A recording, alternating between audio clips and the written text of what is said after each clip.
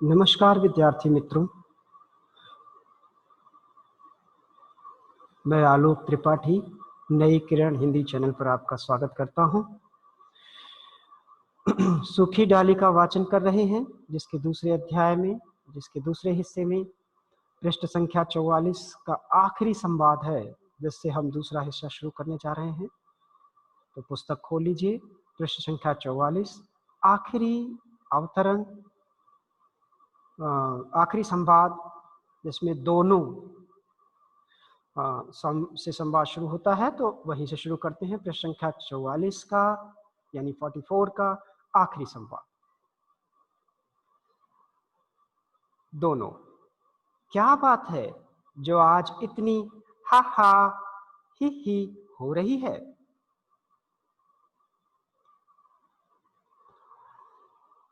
इंदु, यह भाभी है कि बस हंसे जा रही है, कुछ बताती ही नहीं। मझली भाभी, मैं कहती हूँ, फिर से हंस पड़ती है। बड़ी बहू, आखिर कुछ कहो भी। मझली बहू, आज भाई परेश की वह गति बनी कि बेचारे अपना सा मुंह लेकर रह गए। ही ही ही ही ही, हा हा हा हा हा हा हा। छोटी बहू, ओहो, तुम्हारी हंसी भी बहू। मझली बहू, मैं क्या करूं, मैं हंसी के मारे मर जाऊंगी छोटी माँ। अभी अभी छोटी बहू ने परेश की वह गत बनाई कि बेचारा अपना सा मुंह लेकर दादाजी के पास भाग गया। बड़ी बहू, इंदु, बात क्या हुई? मझली बहू, मैं तो उधर ऊपर सामान रखने गई थी, बहुत बातें तो मैंने सुनी ही नहीं, बहुत समझ भी नहीं पाई। अंग्रेजी में गिट पिट कर रहे थे। छोटी बहू का पारा कुछ चढ़ा हुआ था। इतना मालूम हुआ कि परेश स्नान कर कमरे में गया तो बहुरानी ने सारा फर्नीचर निकाल कर बाहर रख दिया था। परेश ने कारण पूछा। छोटी बहू ने कहा, मैं इन टूटी फूटी कुर्सियों और सड़े गले फर्नीचर को अपने कमरे में न रहने दूंगी। परेश कहने लगा, हमारे बुजुर्ग। बात काटकर छोटी बहू ने कहा, हमारे बुजुर्ग तो नंगे बच्चे जंगलों में घुमा करते थे, तो क्या हम भी उनका अनुकरण करें? हंसती है। और जो सामान पड़ा था वह भी उठाकर बाहर फेंक दिया। इंदु, फिर मछली भाभी, छोटी बहू, छोटी भाभी, यह तो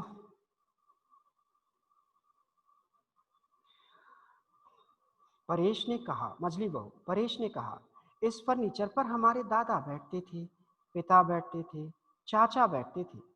उन लोगों को कभी शर्म नहीं आई। उन्होंने कभी फर्नीचर के गले सड़े होने की शिकायत नहीं की। अब यदि मैं इसे रखने पर आपत्ति करूंगा तो दादाजी कहेंगे, तहसीलदार होते ही लड़के का सिर फिर गया है। ना भाई।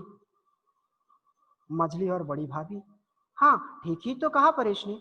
छोटी भाभी, परेश मेरा बेटा भला। मझली बहू, तब बहू ने कहा, तो ना कहो, मैं तो इस गले सड़े सामान को कमरे के पास तक न फटकने दूंगी। इस बेडौल फर्नीचर से तो नीचे धरती पर चटाई बिछाकर बैठे रहना अच्छा है, मेरे मायके में। इंदु क्रोध से, बस उसे तो अपने मायके की ही पड़ी रहती है, 24 घड़ी।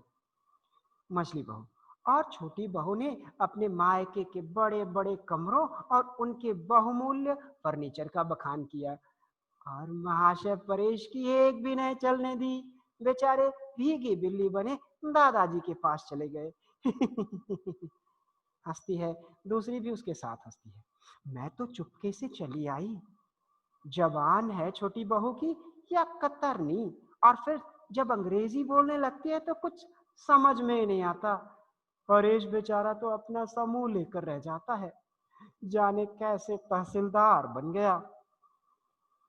इंदु, बस जबान ही जबान है, बात तो तब है जब काम भी हो। एक काम की कहो तो 100 नाक भौं चढ़ाती है। दादाजी के 4 कपड़े धोने को कहा था, वे तो गुसल खाने में गल रहे हैं। छोटी भाभी, गुसल खाने में गल रहे हैं? अरे तू क्यों ना उठा लाई उन्हें, जा भाग कर उठा ला और फटक कर आंगन में डाल दे। मैं बहू को समझा दूंगी। इस तरह कैसे चलेगा? और भी चिंता से, परेश ने समझाया नहीं उसे। इंदु, परेश की तो जैसे वहां बड़ी सुनवाई होती है। मछली बहू, वह मलमल के थान और अबरों की बात याद है ना? अभी तक पड़े हुए हैं। कह कह कर हार गए परेश महाशय। बहू रानी ने हाथ तक न लगाया उन्हें, और वे शर्म के मारे ले जाते नहीं दादाजी के पास। कचहरी में होंगे तहसीलदार, घर में तो अपराधियों से भी गए बीते हो जाते हैं। हंसती है इंदु, और बड़ी बहू भी हंसती है। छोटी भाभी, और दादाजी के कपड़े? बड़ी भाभी, तुम भी बहन बस। क्या इतना पढ़ लिख कर छोटी बहू कपड़े धोएगी? इंदु, क्यों? उनके हाथ नमक मिट्टी के हैं जो गल जाएंगे। बाहर से दादाजी के हुक्का गुड़गुड़ाने की आवाज आती है। छोटी भाभी, तुम चलो इंदु, कपड़े फटक कर अहाते में डाल दो, शायद उन्हें जरूरत हो। मांगेंगे तो मैं बहू को समझा दूंगी। पर्दा गिरता है। दूसरा दृश्य, वही बरामदा। दाईं ओर के तख्त पर बिस्तरा बिछा हुआ है, दीवार के साथ तकिया लगा है। दादा आराम से तकिए के सहारे बैठे हुक्का पी रहे हैं। उनका मझला लड़का करमचंद पास बैठा उनके पांव दबा रहा है। हुक्का पीते पीते बच्चों को बाहर अहाते में खेलते हुए देख रहे हैं। स्नान गृह से नल के जल्दी जल्दी चलने की आवाज आ रही है। शायद कोई बच्चा उसे चला रहा है। करमचंद की भ्रुकुटी तन गई है। पर्दा उठने के कुछ क्षण बाद तक नल के चलने और हुक्के के गुड़गुड़ाने की आवाज आती रहती है। फिर करमचंद क्रोध से, बस करो जगदीश, क्या खटखट लगा रखी है? जरा आराम करने दो। अभी अभी खाना खाकर बैठे हैं कि तुम? दादा हुक्के की नली को हटाकर उधर देखते हुए, नहीं नहीं, खेलने दो बच्चों को। फिर हुक्का गुड़गुड़ाते हैं। बच्चे हंसते हैं। वट की पूरी डाल लाकर आंगन में लगा दी और उसे पानी दे रहे हैं। नहीं जानते कि पेड़ से टूटी डाली जल देने से नहीं पनपती। हुक्का गुड़गुड़ाते हैं। फिर नली छोड़कर करमचंद से, मैं कहा करता हूं ना बेटा कि एक बार वृक्ष से जो डाली टूट गई उसे लाख पानी दो, उसमें वह सरसता न आएगी। और हमारा यह परिवार बरगद के इस महान पेड़ की भांति है। करमचंद, लेकिन शायद अब इस पेड़ से एक डाली टूटकर अलग हो जाए। दादा चिंता से, क्या कहते हो? कौन अलग हो रहा है?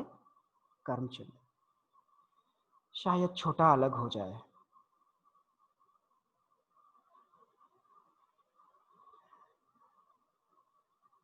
दादा, परेश, पर क्यों? उसे क्या कष्ट है? करमचंद, कष्ट उसे तो नहीं, छोटी बहू को है। दादा, मुझे किसी ने बताया तक नहीं। यदि कोई शिकायत थी तो उसे मिटा देना चाहिए था। हल्की सी खरोच भी यदि उस पर तत्काल दवाई न लगा दी जाए, बढ़कर एक घाव बन जाती है, और यही घाव नासूर हो जाता है। फिर लाख मरहम लगाओ, ठीक नहीं होता। करमचंद, मैं अच्छी तरह तो नहीं जानता, पर जहां तक मेरा विचार है, छोटी बहू के मन में दर्द की मात्रा जरूरत से कुछ ज्यादा है।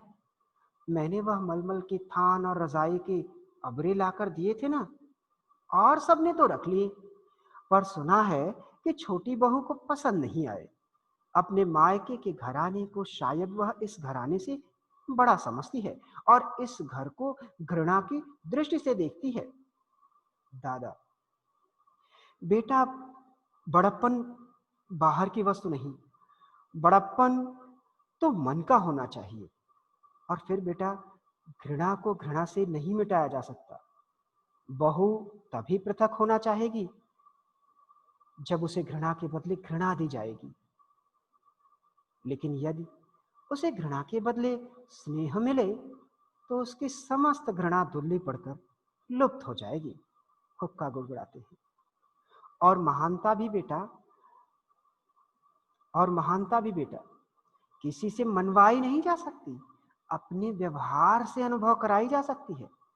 ठूठा वृक्ष आकाश को छूने पर भी अपने महानता का सिक्का हमारे दिलों पर उस समय तक नहीं बैठा सकता जब तक अपनी शाखाओं में वह ऐसे पत्ते नहीं लाता जिनकी शीतल सुखद छाया मन के समस्त ताप को हर ले और जिसके फूलों की भीनी भीनी सुगंध हमारे प्राणों में पुलक भर दे।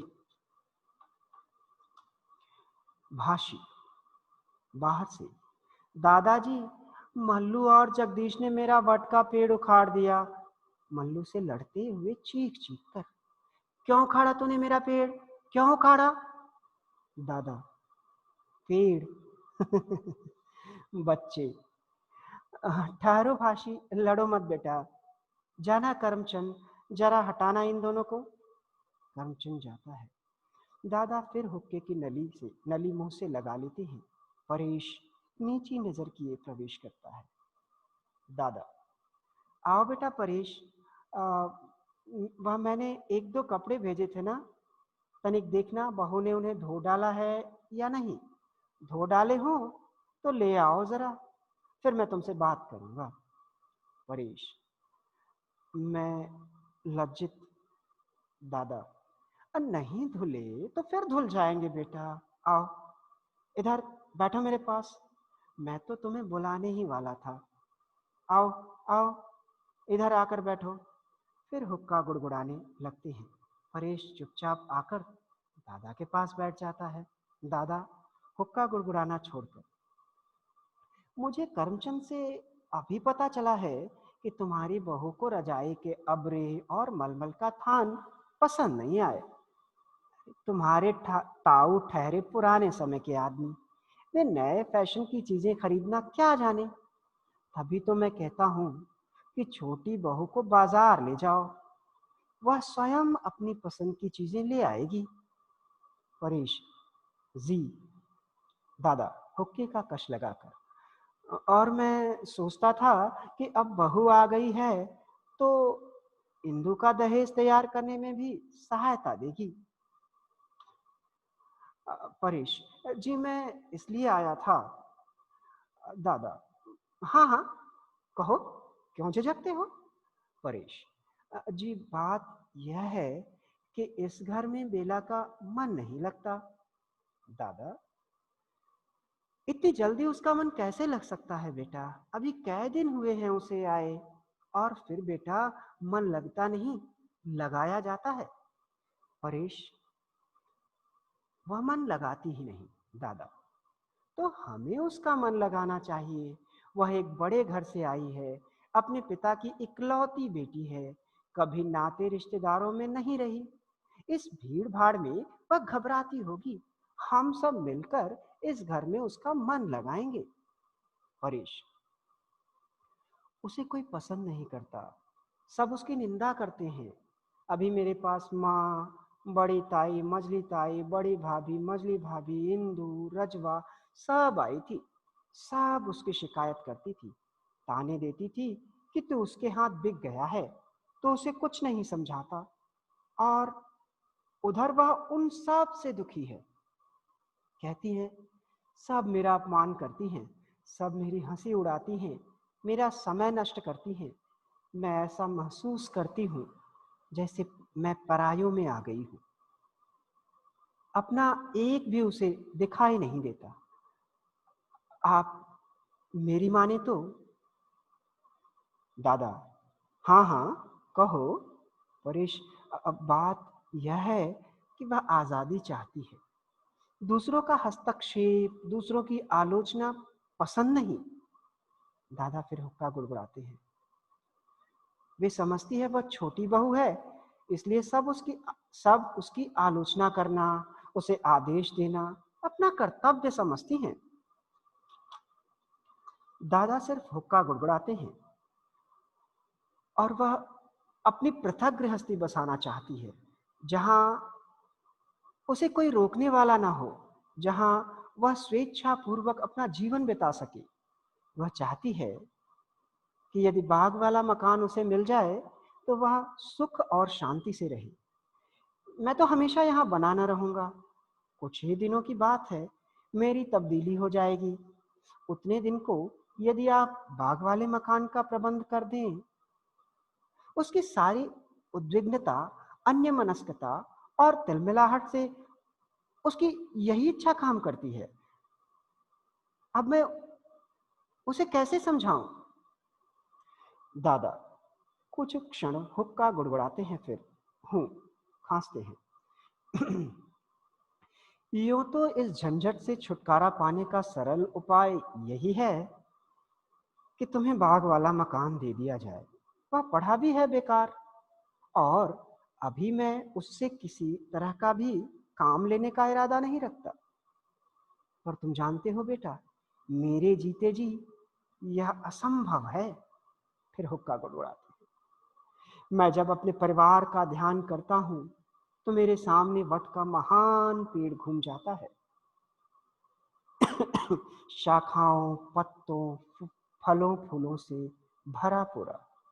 हुक्के के एक दो कश लगाते हैं और फिर मेरी आंखों के सामने इस महान वृक्ष की कलियां टूटने लगती हैं और वह केवल ठूठ रह जाता है। स्वर धीमा, जैसे अपने आप से कह रहे हैं, और मैं सिहर उठता हूं। न बेटा, मैं अपने जीते जी यह सब न होने दूंगा। तुम चिंता ना करो, मैं सबको समझा दूंगा। घर में किसी को तुम्हारी पत्नी का तिरस्कार करने का साहस ना होगा। कोई उसका समय नष्ट न करेगा। ईश्वर की कृपा से हमारे घर सुशिक्षित सुसंस्कृत बहू आई है, तो क्या हम अपनी मूर्खता से उसे तंग कर देंगे? तुम जाओ बेटा, किसी प्रकार की चिंता का मन में स्थान न दो। मैं कोई ना कोई उपाय ढूंढ निकालूंगा। तुम विश्वास रखो, वह अपने आप को परायों से घिरी अनुभव न करेगी। उसे वही आदर सत्कार मिलेगा जो उसे अपने घर में प्राप्त था। परेश, जैसा आप उचित समझें दादा। और देखो, तुम स्वयं भी इस बात का ध्यान रखना, तुम्हारी किसी बात से उसका मन न दुखे। कोई भी ऐसी बात न करो जिसे वह अपना अपमान समझे। परेश चलने को होता है और तुम उसे साथ ले जाकर नगर से सब चीजें खरीद लाओ। शेष की चिंता तुम ना करो, मैं कोई ना कोई रास्ता अवश्य निकाल लूंगा। परेश, जैसी आपकी इच्छा। चला जाता है। दादा फिर गुड़गुड़ाने लगते हैं। हुक्के के कश लंबे हैं, जो इस बात के साक्षी हैं कि दादा हुक्का पीने के साथ साथ सोच भी रहे हैं। तो मित्रों, आज के इस वीडियो में इतना ही। अगले वीडियो में पाठ के अगले हिस्सों का वाचन करेंगे। तब तक के लिए नमस्कार, और फिर मुलाकात होगी नई किरण पर अगले पृष्ठों के साथ। धन्यवाद।